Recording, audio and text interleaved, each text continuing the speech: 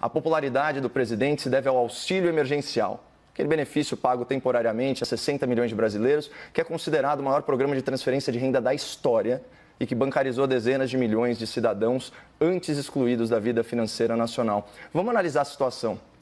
A gente está no auge de uma crise econômica e de saúde pública. Mais de 100 mil mortes atribuídas à Covid-19. Índices recorde de desemprego e projeção de uma queda sem precedentes no PIB. Numa situação tão adversa, que gera uma insatisfação natural da população, alguém de boa fé pode atribuir a boa avaliação do governo a uma medida assistencial? Isso é de um elitismo que chega a ser embaraçoso. Porque o que está por trás dessa narrativa é dizer que a aprovação popular em massa está à venda e que o pobre brasileiro só vota com a mão no estômago.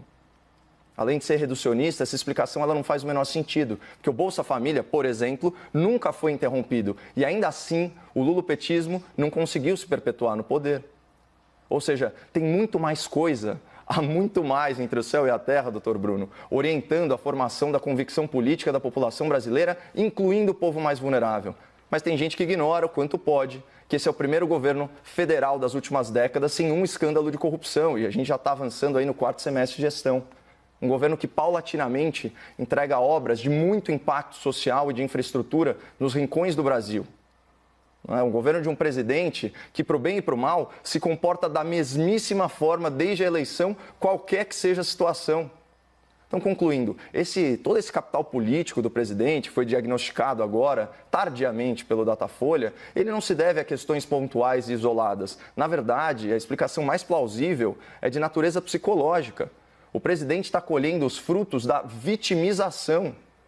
O que a população percebe é que o presidente tem sido, ao longo de meses a fio, vilanizado, tem sido atacado por uma imprensa cada vez menos imparcial e por uma elite política ambiciosa e hipócrita que conseguiu a proeza de transformar um dos homens mais poderosos no Brasil numa vítima injustiçada.